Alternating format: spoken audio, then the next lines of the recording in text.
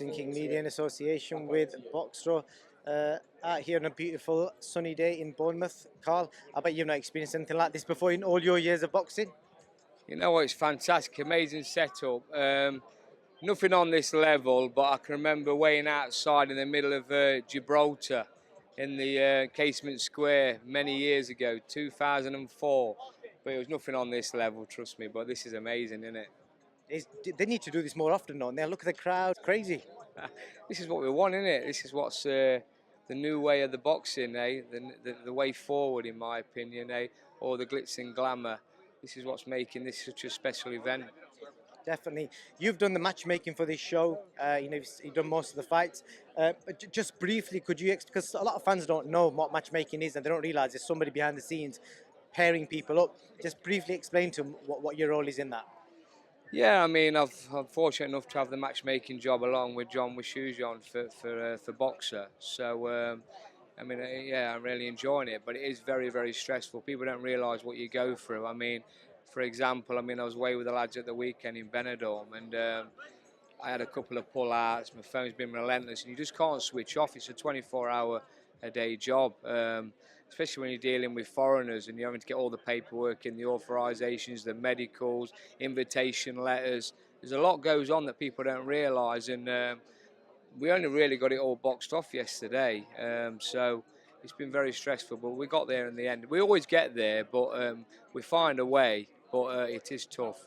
I don't think people realise. They just see two fighters in the ring fighting each other, but they don't realise what they've gone through, what not just the boxers have gone through to get in there, but what the matchmakers and the people behind the scenes have gone through to get them in that ring.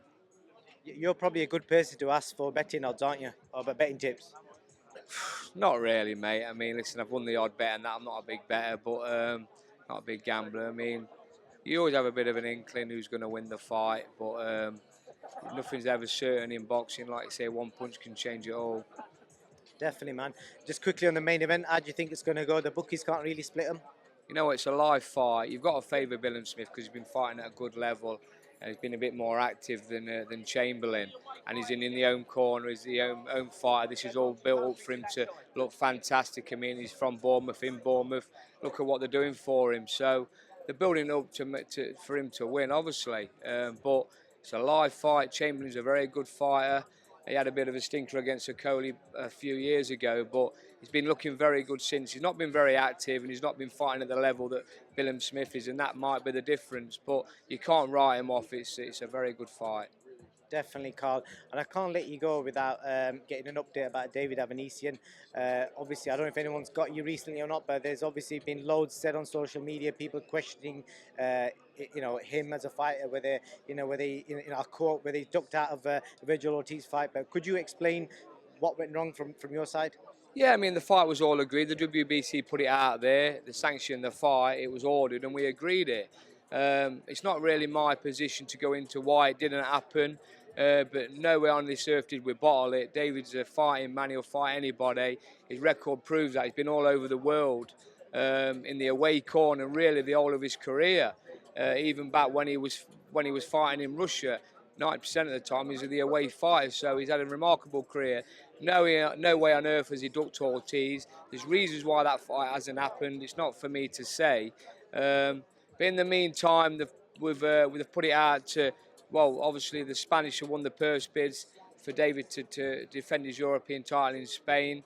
I can't think of the kid's name now off the top of my head who he's going to be fighting. But yeah, so we're all ordered to go out there. We're just waiting on the Spanish to give us a date and venue, and David will be flying back over and we'll get into camp for that fight. But he's in a fantastic position either way. He's number 2 in the world with the WBC. Ortiz and McKinson isn't a world title eliminator or anything. It's a ranking fight. Ortiz will still be number 1 if he comes through McKinson, and David's number 2. So that fight will have to happen.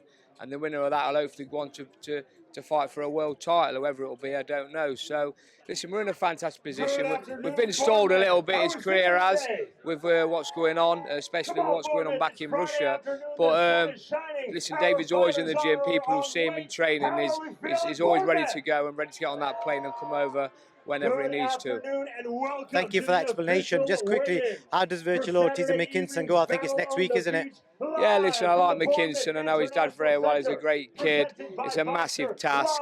And I think he'll realise when he gets in there with someone as big and strong as Ortiz, will not be able to pick and poke and box the way he does against the kids he's been fighting at. It's a massive step up and difference in levels. So I would say that Ortiz will get him outside of there inside 6 rounds.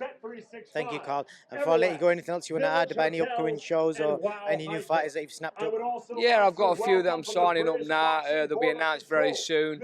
And I've got a big show myself the 24th of September at the Morningside Arena, Leicester, that I'm excited about. I've had a little break from promoting. I've just been so busy.